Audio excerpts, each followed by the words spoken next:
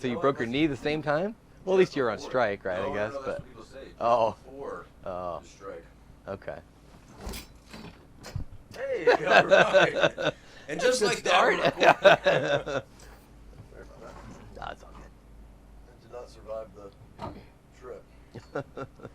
Well, and just like that, folks, we are kicking off our last day here at Small Bore Barber Vintage. I am here with Colin this morning. He left yesterday. He says, "Hey, how's 8 a.m. tomorrow for you?" And I said, "Great." How are you doing? Well, welcome to the show. Thank you. Appreciate it. Oh, glad to be here. And so we're at Small Bore, wrapping out. We've learned heaps about it. And what is your role at this experience?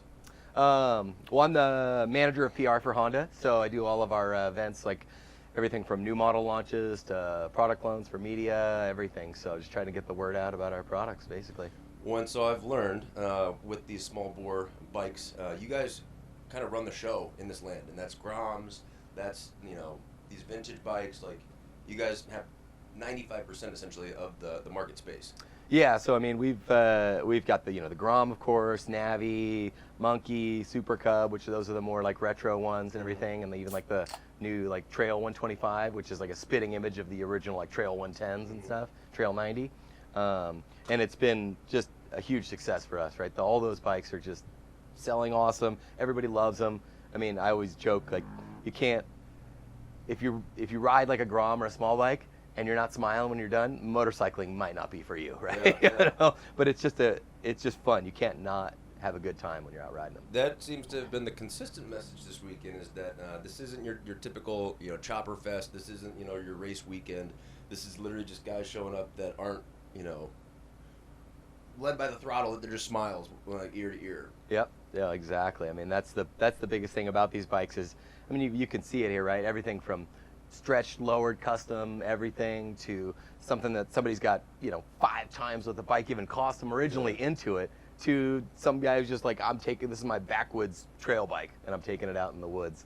So it's such a cool event in that sense. Do you guys have an initiative when you, because from my vantage point, I've seen Grom be such a gateway drug into motorcycles, because they're not intimidating, they're fun, even the name is fun. You hop on it, you can't not smile. It's like a Sea-Doo, out in the water. Like, good luck trying not to smile on a Sea-Doo. Right.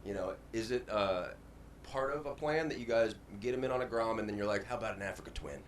That is definitely like the goal, right? I guess kind of the Grom, the way it started was a little bit of a surprise, right? That model came out in 2014, and we knew it'd be pretty popular, but we had no idea how popular. Like, we had dealers, calling us and be like, hey, I got pre-orders for 30 of these things and I'm getting like 6 of them. And so at that point, I think we really kind of took a big picture and look at it and been like, man, this is a really good platform. People love it. So we just went all in on it. And that's the goal, right? You're trying to get younger people into motorcycling, right? You have an older demographic of motorcyclists that are getting to they're riding bigger bikes, right? They're riding Africa Twins, they're riding Gold Wings. They're riding that couch down the road. That's right. Yeah. And but the small bikes are an awesome platform to get people in, right? Get the as the bug, as you say, right? You get it in, and then they'll be a kind of a customer, a motorcyclist for life, and we hope that they continue to buy Hondas, of course. So.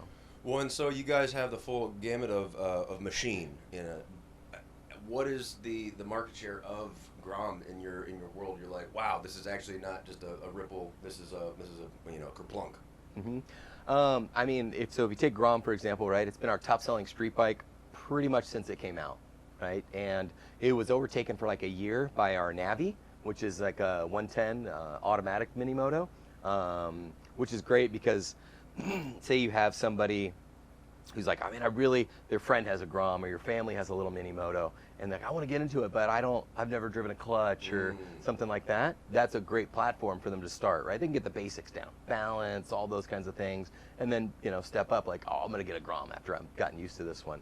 And so that's kind of what we want, is to allow people to kind of step up and learn through the pattern. So. Well, it's interesting, an event like this, it seems that you can start on a Grom and then stay on a Grom. And then now people are showing up in such a way to, outfit you for whatever your experience be on a Grom. Even the hill climb yesterday, everybody was out there. Yeah. That's our hope, right? Is that we almost tell people like, hey, the stock Grom is like a blank canvas, right? Even though it's got a lot of good features and it's an awesome bike, affordable, but it's just a starting point. I mean, you could see everything. Nobody has anything. What is that here. entry price? So $35.99 for the Grom. So that's not bad. Yeah, and I mean, you can get a like our Navi is under $2,000, right? So I mean, someone who's like, man, I don't have a ton of extra money. I have some disposable, and I just want something I want to play around with or get around with. That's a great start too. So, yeah.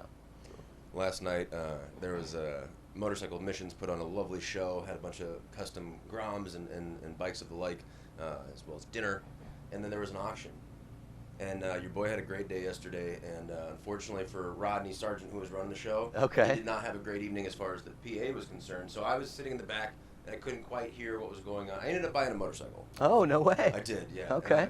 I as you describe a Navi, I go, man, maybe I should have got a Navi. But they were describing what was a Grom in front of them, and pointing at it, but I couldn't quite hear them. And so when the bid came back as $1,000, I was like, wow, that's a really good deal for a Grom. I chimed in at $1,250. I did not buy a Grom. Oh, okay. Yeah, hindsight and such, a Navi would have been the way to go. But it's gonna be for my lady, so it worked out. Good. I'm excited because she's my real world scenario of a new rider. Mm-hmm. You know, she's been able to visit scenes like these with me, and so she's clearly interested. But her riding has, been a dirt bike along the way, maybe. Okay. And so it'll be interesting to kind of first-person perspective, see her growth into the space. Yeah, right. Get like that, it's kind of the, I don't want to use the analogy like it's a gateway drug, right? But it's kind of that's how a lot of the mini moto stuff is for people, right? You kind of get like, oh man, this is so much fun, right? Like I'm just smiling ear to ear, and that kind of what grips you to become a motorcyclist for your life. So well, and I've had the fortune to run a handful of lovely interviews here on this couch, and I would say 8 out of 10 times it starts with my first bike was a Honda. Is that what's that history? Because these bikes don't quit, like they're still running. And so one, from the vantage point of like, all right, well, we need to buy new bikes, and granted we make great product, but that's such a rich history. Yeah. What's that been like? So a little bit like Honda started in the U.S. with small bikes, right? That 60s, 70s time period. That's how we kind of started as a company, right? We all started with small bikes, and that's what we were bringing and developing. And then this is kind of a resurgence, right? It's kind of history repeating itself. But that's been a story for so many customers, right? And I mean, myself included, right? My first bike was a Honda 50, and so many people have had that same experience that they continue to move throughout their motorcycling lifetime, right? But a lot of people end up coming back to the Honda because of, I mean, we're known for reliability and all that stuff. When you want to go out and kick that thing over, fires right up, push that button, it's going to fire up. But all of that, those little bikes that people started on when they were kids and got to ride, on their little back trails or around their back roads, anything like that. And then that just continues throughout their life, right? Then it's something they remember. And when you ride the little bike, it almost brings that mindset back, right? You're riding a Grom and you're like, man, I feel like the same feeling that I had as a kid when I was cruising around. So that's the cool part. Well, I was just thinking, I was like, man, I've never been a Honda guy, and I say that I have 2 Honda generators. All right, right outside right now, that, keeping the lights on. What and forgive my ignorance, what is the history? So Honda, I hear Honda. This is a Japanese company. This has been around since the. Yeah, so I mean, we started in the late 50s, right? Came over into the United States, and Mr. Honda was actually kind of forward-thinking in that sense, right? When they started in Japan, kind of making engines on bicycles, right? That's how it really started. But they were starting to expand outside of Japan, right? They were recovering from World War II era, that kind of situation. And Mr. Honda had come to the U.S. and come to, parts of Asia and Europe and everything, and kind of saw the whole world and was like, man, where should we start? And he actually took an interesting perspective and said we should go to the United States first, right? Well, that's where we should go. Yeah, a Japanese brand saying that's interesting. It's because, I mean, he could have looked at something like a Southeast Asian company that sells a ton of small bikes already and said, hey, that's an easy market to step into. But he had a mindset like to go all in, and it was, if we can make it in America, we can make it anywhere. And so they did, right? Started our first kind of U.S. subsidiary, American Honda, which started in Southern California, and it's pretty much just been an avalanche since then. So now it's, I mean, exploded here. You know, largest motorcycle manufacturer on the planet, and I mean, Wow. you know, something we're super proud of to be able to provide that to everybody. So he saw America as the place to rise and shine. Is it still influencing decisions for what you guys are creating and putting out? It's like you always consider America, because, like, you know, there's a lot of companies, like if you're Italian, if, you know, wherever you're coming from, they're like, America, but they do it, but, like, you know, we know what's going on. Do you guys cater to the American market? Yeah, so Honda has an interesting perspective in that they develop bikes for the kind of most popular market, right? So, like we also make, like you said, you have a generator, right? We make ATVs and side-by-sides. Since the U.S. is the major market, those are all designed in Ohio. You know, we're the largest employer in the state of Ohio. Whoa. So, What city is that? Marysville. Yeah. Yeah, Go so submit it's- your res. Get in there. And then, you know, a lot of that stuff is manufactured in North and South Carolina. I mean, we have factories that, I mean, we make, you know, everybody knows cars, right? It's kind of the automobile division has become such a big part of Honda as well. But, you know, such a high percentage of our products that are sold in the U.S. are built here. The motorcycles can be, some of the motorcycles can be a little different, right? We build them, some are built in Japan, some are built in Thailand, some are built in Europe. But when they're doing the R&D, they go to the country that's like, man, this country is where we sell the most. Let's go get the feedback, right? Got it. Like literally last 2 days, like our R&D team and executives came here to this event, right? And they walked around, they checked everything out. From Japan? Yeah, yeah. They go, we want to go to Birmingham, Alabama. Yeah, that's right.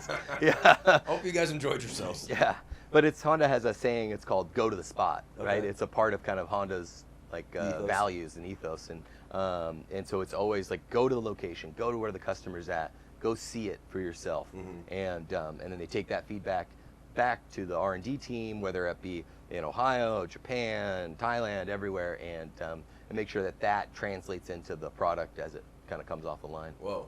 So then what has your experience been in this space? How long have you been with Honda, and how much influence does Colin get I mean, when he I've goes been to the spot? so I've been with Honda for 11 years, right? And I started doing in the complete opposite, right? I do the PR side now, but I started in a very like behind the scenes job in the quality department. So we were working with like the factory and R&D to resolve any kind of quality issue that comes up. QC. Yeah, and then coming over to the PR side, it's the same. It's a little bit different. Right? You're more of the public face. You're kind of out there helping promote the product. But I'm a core Honda guy from being a kid, right? Riding that 50 for the first time. So the feedback I'm able to give is taken, right? Everybody who provides feedback, we have these meetings about new product and coming out, and everybody's providing feedback and kicking around ideas, and it's a pretty cool atmosphere that lets our product succeed. So you feel like you get a fair shake and hands-on in what you guys are creating? Yeah, no, definitely. Yeah, we really, the information we provide is really kind of taken back, and you could tell that, the engineers and the development guys and everybody from, so even someone on the factory that all gets taken in and really taken to heart. Interesting. What has been your experience? Are you riding around this weekend? Are you hopping on a Grom or? I haven't ridden too much around. This is probably my 5th or 6th year coming, right? Okay. But this year we had a bunch Good of guys. job, Greg and Sonny. You guys doing great work with this. Oh, those guys are killer. Yeah. Man, they have done an amazing job. I mean, building this from a field in Tennessee That's what I hear. to bringing here to the greatest motorcycle museum on the planet, this beautiful track. Well, I mean, it sounds like phenomenal. Mr. Barber reached out to Greg and said, we want this event at our place, which doesn't seem as pristine as the grass is. You guys do a great job of making it not so pristine. Yeah, they've definitely done, I think it's a testament to them, right? Yeah, Then what they've been able to do, and that someone like from this museum and this facility goes to them and says, hey, bring your event to us. And so that's just super cool. We're so proud to be a part of it. I mean, these are, like you mentioned, 90% of these bikes are Hondas. And so for us, it's a nice give back to that customer. And like this weekend, we launched the 25 Grom here, right? It debuted on Thursday, and we had a bunch of people riding it around. We call it the Grom Prix. Okay. We did a little event on Friday night with a bunch of media guys. And so something that's super cool for us to get everybody that experience. So. Yeah, rain or shine, you guys were out there. That's right. with the Grom, how much development can even be there? I mean, you guys have already built a great machine. Is there a lot to be done with it, or is that just like you take feedback and you go, all right, I guess we're doing Navis? We take a lot of feedback, so it's every couple years is like our development cycle, right? Mm-hmm. So in 21, the Grom got a major upgrade, right? It got a whole new engine, 5-speed transmission, a lot of changes. Of course, the exterior changed. This year we took a lot of feedback. Some customers like, man, I love the engine. It's really great, but styling, I don't know, maybe I'm on the fence about it. A lot of people are like, oh, I really like it, but some people are like, I'm so about it. Mm-hmm. So we took that feedback back and we restyled it completely this year. So hopefully that customer feedback translated into something that they like. Interesting. Well, and so from your vantage point, and from what I hear and just at the water cooler, America as it is, and it's been big bikes. We got a lot of distance to travel, but it seems that in moving into this EV space and all things like these smaller displacement bikes, you think of like a Thailand, Indonesia type place. Everybody's on a bike. It was just a part of life. They throw 5 people on it and roll out. Is America moving into that direction of like, we don't need a gold wing to get by? Like, I just need a smaller bike to and from. Is that something you guys are seeing? A little bit. You do have kind of, if you look at like the customer base for the Grom, right? Mm-hmm. Probably half of the customers are somebody that this is an additional bike for them, right? They maybe own a big bike and this is their play bike. But the other half is new customers, like they don't have a bike or this is their first bike. Mm-hmm. And that's the customer we're really excited about, right? That they're using this to, get around town, go to work, and do things like that. And it provides a good platform for that. I mean, you're getting over 100 miles to the gallon on pretty much all of our mini motos. Yeah, it's up there, right? So yeah, I know. And so that's a good platform, and you see a lot of people using it as their daily commuter too, right? Especially because of the cost factor. Super easy, easy to own, cheap to operate, but still quality and fun, right? The fun factor too. What's your daily driver? Are you riding in? I have motorcycle-wise, I have a CBR 600, but I barely ride that one anymore. But I also have 2 Groms, so one's not enough. Yeah, exactly, right? You got to have 2, right? In case a friend comes over, you got to go. And PVC, I've done a lot of the mini moto racing on one of my Groms, so that kind of I got the bug in there. I did one endurance race with a couple buddies. Like I just happened to, I had one buddy who was like really into it, right? Racing his Grom like a lot. Yeah. And so he calls me up, he's like, hey, there's this endurance race, you should come out and do it.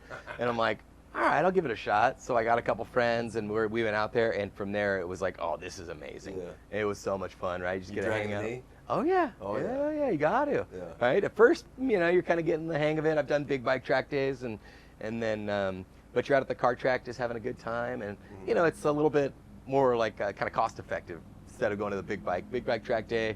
You got the bike's a lot more expensive. You got more expensive tires. A lot more risk. Yeah, exactly. Yeah. For this, you're on a cart-sized track. And what is that translation? So we have a lot of friends that are great riders, and they're out on track days. They're setting records. Good for them. When the entry is a Grom or whatever, and you tune it up for track days, how does that translate to a big bike? Like, can you throw your leg over this, and then after a year you go, all right, and then you perform on a big bike? Does it work like that, or is it like, oh no, that's another? I think it does. I mean, I think you get you kind of get that feeling of you get the kind of the adrenaline rush a little bit, right? It's still a similar rush to riding on a big track, and then you kind of get to work on like, man, I really like focusing on this type of environment, right? You really kind of be able to hone in on concentrating on how your body's working, how it reacts with the bike, and build on that. So you get that kind of rush. You're like, all right, man, I'm really having a good time. I'm working on my lap times. I'm working on getting my knee out, and then that translates on later to where they're like, man, I really love doing that. Then I bought a big bike, and then I'm going to the track every so often. But a lot of people still keep that mini bike kind of as almost like, sometimes turns into like a training tool, right? Just to kind of keep yourself in shape a little bit to do that. And then some people just do it for fun, right? Yeah. Go out on the weekends, occasionally go out with the family. It's a much smaller footprint. You can have a great track out there and for sure. Loop it. Yeah. With you said something earlier about Mr. Honda. Is that what everybody just kind of speaks in, like, oh, it's Mr. Honda? Like, yeah, definitely. So I didn't even consider, because however my brain compartmentalizes things, Honda cars, Honda engines, Honda motorcycles. Did Mr. Honda just by necessity also make cars, but he's always led by motorcycles? Like that's his true passion. He just happened to do it all. Like, do you guys have that kind of crossover, or are you guys very separate entities? There's a lot of crossover, right? So we started making motorcycles like long before cars, right? And then kind of towards the late 60s, we were getting our big bike development was developing, right? We started with the small bikes. The bigger bikes were becoming more popular because I think you had that generation, hopefully what we're seeing now, right? The generation who rode smaller bikes to get around was getting older, and man, I have a little more disposable income, or a little better place in my life. I want to buy something a little bit bigger, maybe do a tour or get around better. So the big bikes started to grow. And at the same time, Mr. Honda really, he loved racing, right? That was a big part of kind of his mentality too. He even had a saying like, without racing, there is no Honda. And so he, started entering things like, they did Formula One and started developing cars at the time too. But they very much, they kind of go to the spot mentality, right? Honda was known for small things, so they were looking at these smaller cars and they were developing them, but they realized, hey, the U.S. market, we got to develop something a little bigger, something a little more stout, right? Because that's what this market wanted. And so they started developing, cars like the Civic, in its early form, and focusing on fuel efficiency, and it kind of that whole the fuel crisis of that era really helped fuel that, and it became a big part of the company. And even to this day, I mean, I talk to the PR team at Auto weekly, right? We have meetings and stuff like that. And so there's a lot of events that we go to as a company, right? Like if you go to something like Overland Expo, right? You'll see there's a Honda Ridgeline or a Pilot and a Honda motorcycle and a Honda generator, and we make marine engines and water pumps, and so providing kind of products for all aspects of life that are going to be there when you want them or need them. Yeah, so. That's fun that you guys can play in so many different markets. I think selfishly, when I picture what it is I'm doing and the people I'm talking to and how I'm operating, like, people ask, is this a motorcycle show? It just happens to be that's a lot of my background, but this is an all the things show. And specific to, as you said, Overland, I think that'll be a fun area to take this experience, because there's so many different ways to play. And as you guys have found, a home all across the board, I think I would like to do the same with what you guys do and how you do it, and having a hand in so many different markets. Is Ride Red a thing? Is that a thing? Ride Red, or is that? Yeah, that's kind of our. So is it like a Honda? They're like, I ride a Honda, I drive a Honda, my generator's a Honda. There are a lot of those customers. Like we come to these events, right? Whether it's here at Small Bore, we go to Daytona for Bike Week. I got a group of guys up in New York at Americade, and that is a big thing that we come across. Is people are like, man, they come up, they're like, I rode my Goldwing here, but I got a Honda Odyssey or a Ridgeline. I love that thing. I got a generator, and that's something that it hits you hard, right? You're like, man, like you get the full grasp of what you provide to people. So that's a really cool thing we encounter quite a bit. Well, and even here at Barber, as many great historical pieces of art as they have in the museum, there's one that just grabs your attention. It's a motorsports museum, so they focus and cater to that, but there's a couple customs that slip in there. And there's a Honda custom it's got dragons on it. Have you seen that one upstairs? No, which one is that? It's like forgive me, I don't recall the model, but it's certainly a custom chopper. Okay. Stretched, raked. It's 1200, and it's covered in dragons. Oh, nice! I'm gonna have to go check it pearl out. Purple paint, but it's my buddy sleeping out in the tent. He goes, of all the bikes here, he goes, I want that one. So it's interesting. That's awesome. So is there an end to what Honda wants to do, or like how do you guys expand past what you've already done, or is it just to fine tune? I think that you're seeing a huge leap in not only just like kind of transport development in general, right? And I think that there is a lot of electrification going on, right? And Honda's not resting on that. Like they just released kind of the latest electric car, and I think that's going to kind of trickle down. When you guys are able to share all that technology immediately, that's an open conversation for you guys? Yeah. That's great. The R&D departments, they'll often work together and share products, like especially if someone from one group is like, hey, we're working on this, they'll reach out to another group and be like, hey, what platforms or what things do you have that we can use? And that's a huge advantage for us too. So interesting. Well, specific to the small bore event, my background's traditionally been on the Harley side, or you name it. Getting to see all these smaller machines and then equally meet and talk with you guys, it's been a lot of fun because it's piqued my interest into the space, and I'm excited to see where I go within it. But with that, I'm super excited to have you on this morning. I don't want to hold you up. I know you guys got the last day on the docket, but this is now your time to shine. You can share to this camera, whatever you would like to bring attention to and or talk about. I mean, for us, it's just an event like this at Small Bore. We just brought out the new Grom, like 2025 Grom, and something really cool that we hope customers like. But just in general, we hope that the products that we provide from Honda are what people enjoy, right?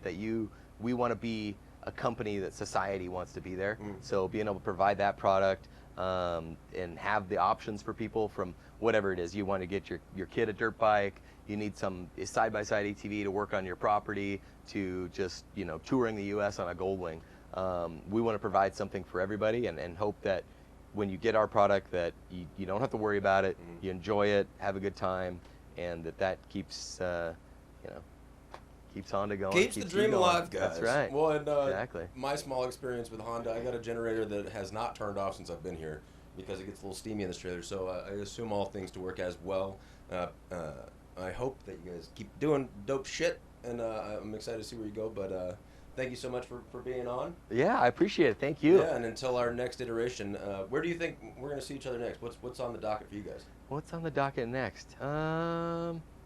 We got a couple I mean, you're ATV. out every other weekend, huh? Yeah, we've got a couple like adventure rides. I think like maybe one of the I think Tour Tech or something. Tour Tech rallies coming up, and then we'll be at if you're going in the Overland Expos.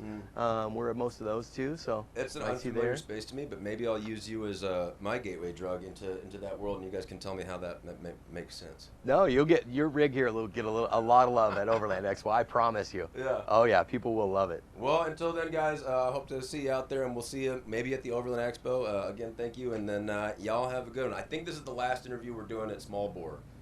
Because I got to get out here. Save the best for last. That's Thank you. I appreciate it. Yep. That was it. Cool. Awesome. Thank you. Hey, I even given our background failure friends, I had 1,000 questions that weren't about Honda. Yeah.